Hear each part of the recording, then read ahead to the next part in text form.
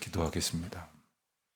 은혜로우신 하나님, 사랑의 하나님, 하나님께서 다시금 새 날을 허락하시고 새로운 소망 가운데에 저희로 찬송케 하시사 예수 그리스도를 따라가며 오직 복음 앞에 온전히 순종할 수 있는 이만큼의 소망을 품게 하여 주신 것을 감사드립니다. 하나님께서 저희들의 삶을 지금껏 인도하여 주셔서 믿음으로 살게 하시고 하나님의 은혜를 누리게 하여 주셨는데 저희들이 때때로 교만하여져서 내 마음대로 행동하여도 될 것 같고 내가 생각하고 알고 있는 대로 결정해도 될 것 같다는 그러한 교만에 빠지기가 너무나 쉽습니다. 이 아침에 성령 하나님 저희를 꼭 붙들어 주셔서 그러할 때마다 더욱 주님 의지하고 더욱 주님 앞에 순종할 수 있도록 저희들을 굳건히 붙들어 주시기를 간절히 기도드립니다. 아버지 하나님, 저희가 하나님만 의지하고 순종할 수 있기 위해서는 하나님께서 저희들에게 이 세상 살아가면서 모든 사탄의 공격을 물리칠 무기로 주신 말씀이 있음을 잊지 않게 하시사 말씀 앞에 온전히 배우는 기쁨, 알아가는 감격으로 충만케 하셔서 오늘도 말씀 안에서 마음껏 누리는 기쁨으로 충만케 하여 주시기를 기도드립니다. 하나님, 저희 교회에 새로운 예배당을 건축할 수 있는 은혜를 주셨습니다. 이 어려운 시기에 모든 경기와 여러 가지 사회적 환경이 위축되고 불안하고 염려하는 가운데에 하나님께서는 저희들을 하나님의 때로 택하여 인도하여 주셔서 아마 저희들끼리 의논하고 생각했더라면 도저히 할 수 없는 일을 주님의 강권적인 역사하심 가운데에 인도하셔서 여기까지 이르게 하셨습니다. 아버지 하나님, 오직 주님께만 영광을 돌려드리기를 원하고 오직 주님께만 순종하기를 원하오니 저희 공동체가 이 예배당 건축이 마무리되어져 가는 그 시간에 이르도록 더욱 순전한 믿음으로 굳건히 서는 교회가 되게 하여 주시기를 기도드립니다.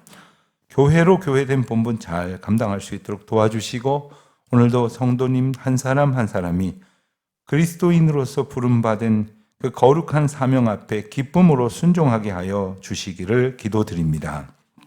짐이 되지 않게 하옵소서, 부담이 되지 않게 하옵소서, 믿음으로 충만케 하시고 주님의 거룩한 역사를 사모하는 소망으로 가득 차게 하셔서 주님이 저희를 택하시고 인도하시는 이 복되고 귀한 선포의 말씀 앞에서 기뻐 뛰며 춤추며 즐거워하며 감사하는 귀한 한 날이 되게 하여 주시기를 기도드립니다. 저희 주변에는 여러 가지 어려움으로 신음하고 있는 분들도 많이 있습니다. 연로하신 어르신들, 병이 약한 성도님들 위로하여 주시옵시고 약할 때 강함이 되시는 주님의 은혜를 누리게 하여 주시옵소서. 아버지 하나님, 특별히 일평생을 믿음으로 살아오신 우리 믿음의 어르신들이 이제 연로하신 까닭에 몸도 약해지지만 마음이 약해지기가 쉽습니다.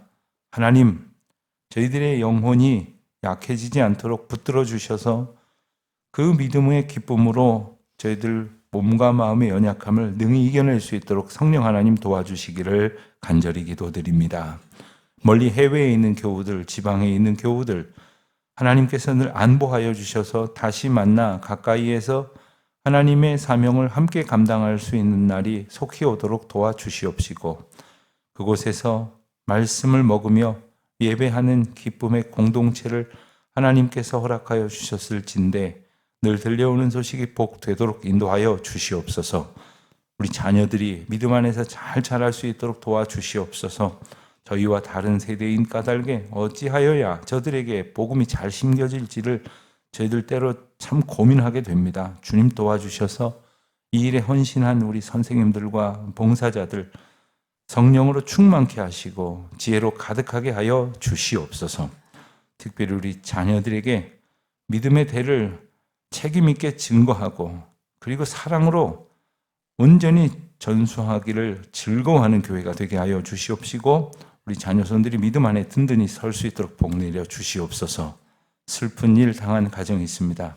사랑하는 박부월 권사님 가정에 하나님의 위로를 충만히 더하여 주시옵시고 장래의 모든 절차 가운데 하나님 간섭하여 주시기를 원하오며 또 유가족들이 주님의 크신 위로와 복음 안에 누리는 자유로 이겨낼 수 있도록 주님 동내려 주시옵소서. 하나님의 은혜를 오늘도 말씀 가운데에 주실 줄 믿사오며 예수 그리스도의 이름으로 기도드립니다. 아멘. 마태복음 4장 말씀을 보겠습니다. 마태복음 4장 12절부터 25절까지 말씀 우리 함께 봉독하겠습니다. 예수께서 요한이 잡혔음을 들으시고 갈릴리로 물러가셨다가 나사렛을 떠나 스불론과 납달리 지경 해변에 있는 가버나움에 가서 사시니 이는 선지자 이사야를 통하여 하신 말씀을 이루려 하심이라. 일러스되 스불론 땅과 납달리 땅과 요단강 저편 해변길과 이방의 갈릴리여 흑암에 있는 백성이 큰 빛을 보았고 사망의 땅과 그늘에 앉은 자들에게 빛이 비추었도다 하였느니라. 이때부터 예수께서 비로소 전파하여 이르시되 회개하라 천국이 가까웠느니라 하시더라. 갈릴리 해변을 다니시다가 두 형제 베드로라 하는 시몬과 그 형제 안드레가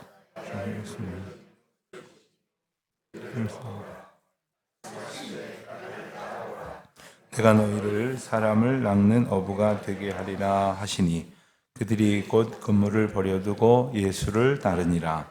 거기서 더 가시다가 다른 두 형제 곧 세베대의 아들 야고보와 그의 형제 요한이 그의 아버지 세베대와 함께 배에서 그물 깁는 것을 보시고 부르시니 그들이 곧 배와 아버지를 버려두고 예수를 따르니라. 예수께서 온 갈릴리에 두루 다니사 그들의 회당에서 가르치시며 천국 복음을 전파하시며 백성 중에 모든 병과 모든 약한 것을 고치시니 그의 소문이 온 수리아에 퍼진지라. 사람들이 모든 앓는 자 곧 각종 병에 걸려서 고통당하는 자 귀신 들린 자 간질하는 자 중풍병자들을 데려오니 그들을 고치시더라. 갈릴리와 데가볼리와 예루살렘과 유대와 요단강 건너편에서 수많은 무리가 따르니라. 아멘. 우리가 어제 주일 말씀에서 본 것처럼 예수님께서 마귀의 시험을 물리치셨습니다. 그리고 이제 공생애가 시작이 되는 단계에 이르렀습니다. 그런데 그때에 뜻밖의 사건이 하나 개입되는데 그것은 바로 요한이 체포되는 일이었습니다. 세례 요한이 체포됐다고 하는 것은 세례 요한의 사역에 대한 저항이 있었음을 우리에게 보여줍니다. 세례 요한의 사건은 무엇이었는가? 세례 요한은 요단강가에서 세례를 베풀면서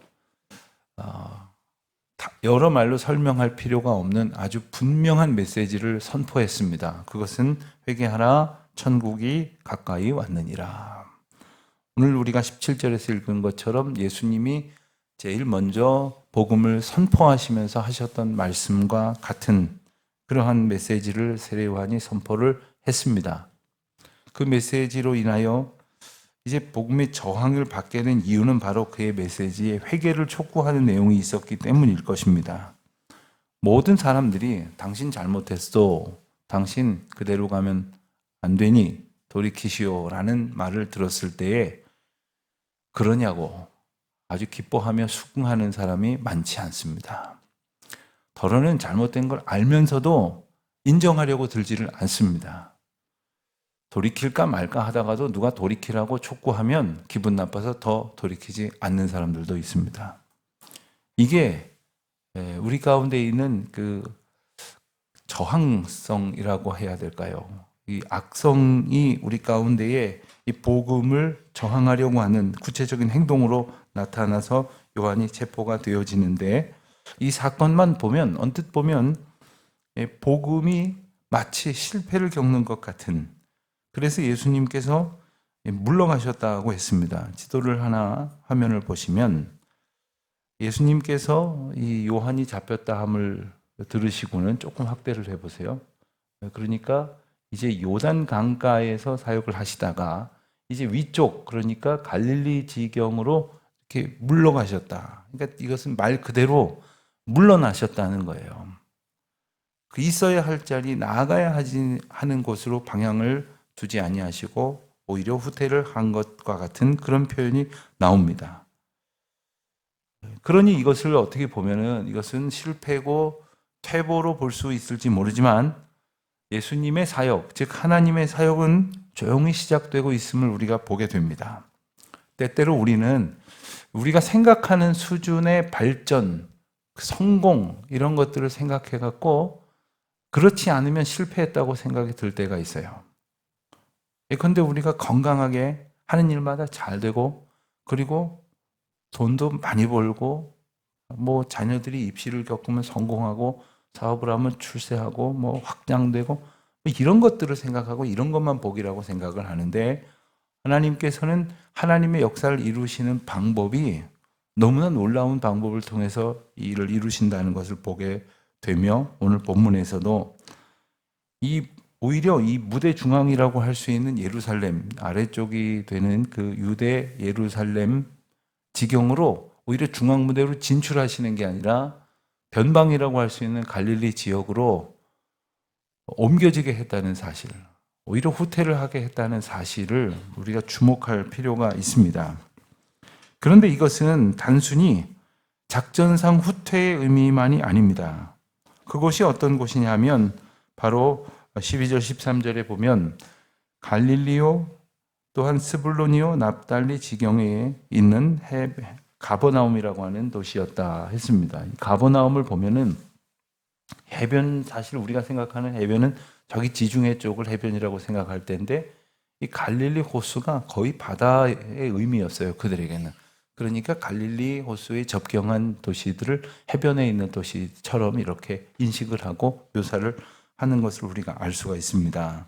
근데 이곳은 어떤 곳이냐면 역사를 거슬러 올라가면 이 옛날에 이제 북이스라엘과 남유다로 나뉘어졌을 때 북이스라엘 지경이었죠. 북이스라엘 지경으로서 아수르가 북이스라엘을 공격해서 침공하여서 다 무너뜨렸던 시절에 제일 먼저 회파가 되었던 곳이었습니다. 그러니까 그들의 공격의 우선이 되었던 곳이죠. 먼저 공격받고 다 깨지고 망가지고 다 흩어지고 게다가 이방 족속들이 들어와서 망가뜨리고 오히려 그것을 차지하게 되는.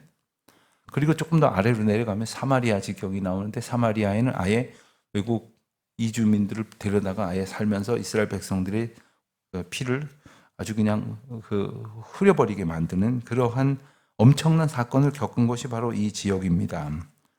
그러니까 이스라엘 전체 중에서 봤을 때는 아주 망해버린 동네죠. 그리고 저주받은 동네로 여겨졌을런지도 모릅니다. 빛이라고는 도무지 들어서지 않는 캄캄한 어둠과 같은 곳이라고 생각이 들지 모르지만 15절에 보면 바로 그곳에 흑암에 앉은 16절에 보면 흑암에 앉은 백성이 큰 빛을 보았다. 사망의 땅과 그늘에 앉은 자들에게 빛이 비추었다. 이렇게 말씀을 하십니다. 하나님께서 이렇게 말씀을 주시는 이유가 뭐냐 하면 바로 그곳에 빛을 비추도록 하신 그 은혜를 오늘 분명히 메시지 가운데 담고 있다는 거예요. 큰 빛을 그곳에 비추셨다는 이야기는 그것이 어둠으로 인식돼서 모든 사람들의 생각 가운데에서 망해버린 곳일지 모르지만 그 가운데에서 하나님의 빛의 역사가 시작됐다고 하는 것.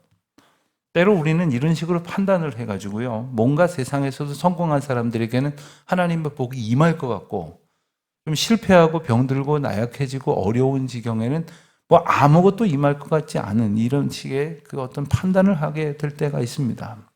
그러나 하나님께서는 이 거룩한 역사를 이미 예비하셨고 이루어 가신다는 것이죠.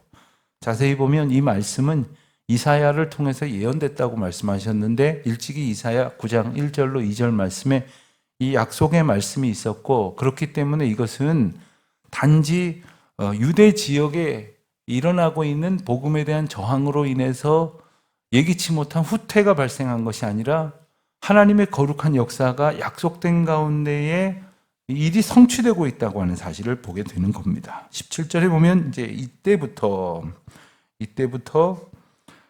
예수님의 공생애, 복음 전파 사역이 시작이 되죠. 이때가 바로 어때냐? 가버나움에 정착하신 북즈음이라 이렇게 볼 수가 있겠습니다. 그런데 예수님의 첫 번째 메시지, 복음 일성이 뭐냐 하면 회개하라, 천국이 가까이 왔느니라. 이 메시지는 마치 우리가 전철을 타고 가다가 지하철을 타고 가는데 우리가 내일 여기 가까이 왔다 이런 물리적인 이야기가 아니라 하나님의 통치가 임박했다라는 뜻입니다. 하나님의 다스리심이 임박했다. 그러면 하나님의 다스리심이 임박하면 그에 합당한 백성의 자세는 뭐냐? 이것이 바로 하나님께서 나를 다스리시는 삶의 방식으로의 온전한 전환을 우리가 행동으로 옮겨 보여줘야 한다는 것입니다. 회개하라는 말은 원어로는 메타노에오라고 하는 표현이 사용이 되는데 이것은 어떤 뜻이 있냐면 가던 길을 돌이킨다는 뜻이 있습니다. 그러니까 회개는 단순히 후회하고 반성하는 게 아닙니다. 잘못됐다고 생각되는 그 길에서 돌이키는 겁니다. 예컨대 여러분들이 운전을 하고 가시는데 더러 그런 일이 있기도 하지 않습니까? 요즘은 내비게이션 덕에 그런 일이 잘 없지만 맞는 길인 줄 알고 한참 가고 있는데 완전히 반대로 가고 있었어요. 그럼 어떻게 됩니까? 단 1분 1초라도 더 시간이 흐르면 흐를수록 가야 할 곳으로부터 반대편으로 더 멀어지게 되는 거죠. 그것을 깨달았는데 아이쿠 내가 잘못했구나. 반성만 하시겠습니까? 후회만 하시겠습니까? 아이고 내가 이걸 왜 몰랐을까? 자책만 하시겠습니까? 그럴수록 계속 잘못된 길로 가게 되겠죠. 얼른 물론 아무 데서나 유턴하면 안 되지만 빨리 길을 돌이킬 수 있는 곳에서 차를 돌려야죠. 회개란 이런 겁니다. 돌이키는 겁니다. 돌이켜서 하나님께서 다스리시는 그때의 임박한 삶의 자세, 그때에 합당한 삶의 자세를 갖는 것이죠. 예수님께서 제일 먼저 하신 것은 회개를 촉구하신 메시지의 선포였다고 한다면 그 다음으로 행하신 일은 제자를 부르신 일입니다. 18절 이하의 말씀을 보면 갈릴리 해변을 다니시다가 베드로와 안드레라고 하는 형제를 부르시고 또 이어서 21절에 보니까 야고보와 요한이라는 형제를 부르셨어요. 참 흥미로운 점은 2명씩 형제를 부르셨다고 하는 거예요. 여러 가지를 생각할 수 있겠지만 아마 이 형제들이 같이 예스 하고 따라 나섰던 것이 하나의 용기의 이유였을 수도 있고 그리고 또 그것이 서로에게 의지가 되었을 수도 있겠지만 둘 중에 한 사람이라도 가지 말자 그랬으면 안 갔을 겁니다. 그러니까 그들 모두가 같은 마음으로 예수 그리스도를 신뢰하고 그리고 부르심에 곧 응답했다고 하는 것이죠. 그리고 그물을 버려두고 또 세베대의 아들들 같은 경우에는 이 세베대는 꽤 큰 부자로 알려져 있습니다. 그러니까 아마 이 배가 빌려서 고기를 잡는 배가 아니라 적어도 자기 소유의 배 정도였을 것이고 그러니까 그 집에서 그 아버지의 아들로 살아갔다면 계속해서 그 배를 소유하고 그 고기를 잡으면서 어느 정도의 생활을 누릴 수도 있었을 것이 분명하지만 기꺼이 배와 아버지를 두고 예수를 따랐다고 했습니다. 예수님의 부르심에 관한 기사는 오늘 본문을 필두로 해가지고 마가복음과 누가복음에서도 볼 수가 있는데 오늘 본문을 기준으로 해서 몇 가지 특징을 간단하게 살펴보자면 어부를 부르셨다고 하는 것 그러면서 어부를 부르시면서 너희들 더 이상 물고기 낚지 말고 사람을 낚는 어부가 되게 하겠다. 그러니까 물고기를 낚는 거하고 사람을 낚는 것은 기술적으로는 좀 다른 문제죠. 그러나 의미상으로는 같은 문제입니다. 그리고 낚는다고 하는 것은 이제 물고기는 잡는 것과 같은 의미가 있겠지만 물에 빠져 헤매느니 건져내어 살리세라는 찬송의 가사처럼 사람을 낚는다고 하는 것은 사람을 구원한다는 의미가 있는 겁니다.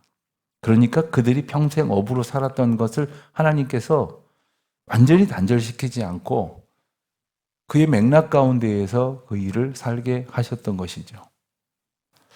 그러니까 하나님께서는 단지 어떤 그 직업을 변경하신 차원으로 사람의 인생에 개입하시는 것이 아니라 의미적으로는 존재를 재정의해서 이제는 물고기 잡는 것으로 생계를 연명하는 것이 중요한 것이 아니라 하나님의 명령을 따라서 생명을 구원하는 일이 사명이라는 것을 깨닫게 하셨다는 겁니다. 사실 어부는 당시로서는 사회적인 측면에서는 하층민이 될 것이고 또 힘이 없고 뭐 영향력이라고는 전혀 없는 그런 사람들임에도 불구하고 예수님께서 그를 택하셨다고 하는 것. 예수님께서 아마도 우리 인간적으로 본다면 가능한 한 실력 있고 세상에서 엘리트라고 인정이 되는 그런 사람들을 뽑으려고 할런지 모르겠습니다. 그러나 하나님께서는 예수님을 통해서 그런 사람들, 세상에서 더 높은 지경에 있었던 사람들을 찾아 불러오신 것이 아니라 순종하는 사람들을 불러오셨다고 하는 거예요. 그리고 그 순종하여서 부르심에 합당하게 응답한 사람들을 찾으신다는 거예요. 하나님께서 즉각적인 순종을 통해서 이들을 부르시고 그들을 이끄시면서 이제 23절에 보면 본격적인 사역이 시작이 되는데 갈릴리를 두루 다니시면서 세 가지 사역을 하신다고 23절은 전합니다. 첫 번째는 회당에서 가르치셨고 또 천국 복음을 전파하셨고 그리고 약한 것을 고치셨다. 가르치는 것과 전파하는 것은 비슷한 것 같지만 사실 이 가르친다는 것은 회당으로 들어와 앉아있는 사람들에게, 그러니까 이들은 율법을 알고 있는 사람이에요. 하나님을 믿는다는 것이 무엇인지를 알고 있는 사람이지만 이 복음에 대해서는 모르는 사람들이에요. 그러니까 예수 그리스도의 십자가의 구원의 길에 대해서는 모르는 사람들이에요. 사실 우리가 세상적으로는 뭐 학식이 있고 또는 뭐 경험이 많고 또는 여러 가지 것들이 많이 있지만 그럼에도 불구하고 예수 그리스도의 복음을 우리가 잘 깨우쳐 알지 못하면 아무 소용이 없는 거예요. 가만히 보면 우리 가운데 그런 상식이, 그런 생각들이 있어요. 우리 가운데에 그 어떤 천국 복음의 비밀을 몰라도 마치 이 사회적인 여러 가지 경험으로 얼마든지 따라갈 수 있다고 생각이 들지 모르지만 예수님께서는 가장 중요한 세 가지 사역을 하시면서 이것이 그리스도의 길을 따라갈 우리 모두가 함께 품고 소망해야 되고 순종해야 될 사역이라는 것과 함께 예수님께서 오늘 우리에게 이것을 하기를 원하신다는 것을 알아야 돼요.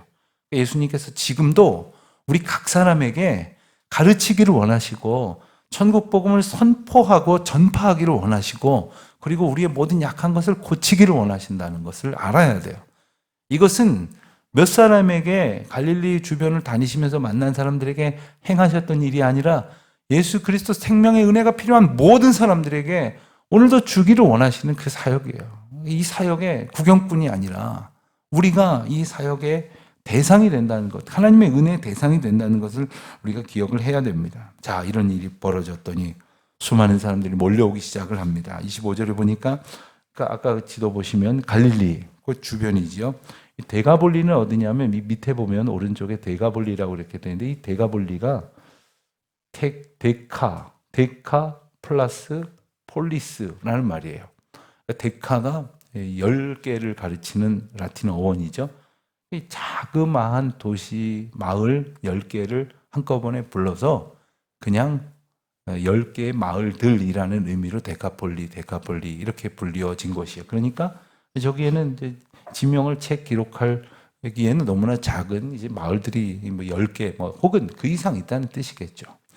그런데 더 아래로 내려가면 유대와 요단강 건너편에 있는 모든 사람들, 심지어 예루살렘에 이르기까지 수많은 사람들이 복음의 소문을 듣고 몰려오기 시작을 했다는 거죠.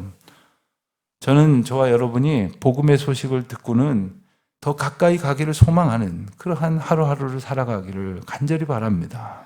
또 예수님께서 우리를 향하여 오늘도 가르치시고 천국 복음을 전파하시고 그리고 모든 병과 약한 것을 고치시는 은혜를 베푸실 때에 그 가운데에서 치유받고 회복되어지고 말씀으로 충만하게 되는 기쁨으로 우리의 삶이 가득 채워지시기를 주님의 이름으로 축원드립니다. 앞서 기도할 때 말씀을 드린 것처럼 우재승 집사님의 장례가 오늘과 내일에 걸쳐서 있습니다. 장지는 건국대학교 병원 장례식장이고 오늘 장례는 제가 일정이 있어서 김경택 목사님께서 주관하시게 될 것입니다. 장례 일정을 위해서 여러분들 많이 기도해 주시기를 바랍니다. 하나님 아버지, 하나님께서 저희들에게 오늘도 복음을 선포하시고 그리고 하나님의 말씀을 가르치시기를 원하시며 무엇보다도 저희의 모든 병과 약한 것을 고치시기를 원하심을 정말 감사드립니다. 우리에게 말씀으로 충만케 되어지는 복을 누리게 하시고 모든 상한 것들이 고침받는 감격을 얻게 하여 주시옵소서. 그래서 이 하루가 오직 주님의 은혜와 능력 가운데의 기쁨으로 충만한 날 되게 하여 주시옵소서. 예수님의 이름으로 기도드립니다. 아멘. 하늘에 계신 우리 아버지, 아버지의 이름을 거룩하게 하시며 아버지의 나라가 오게 하시며 아버지의 뜻이 하늘에서와 같이 땅에서도 이루어지게 하소서. 오늘 우리에게 일용할 양식을 주시고 우리가 우리에게 잘못한 사람을 용서하여 준 것 같이 우리 죄를 용서하여 주시고 우리를 시험에 빠지지 않게 하시고 악에서 구하소서. 나라와 권능과 영광이 영원히 아버지의 것입니다. 아멘.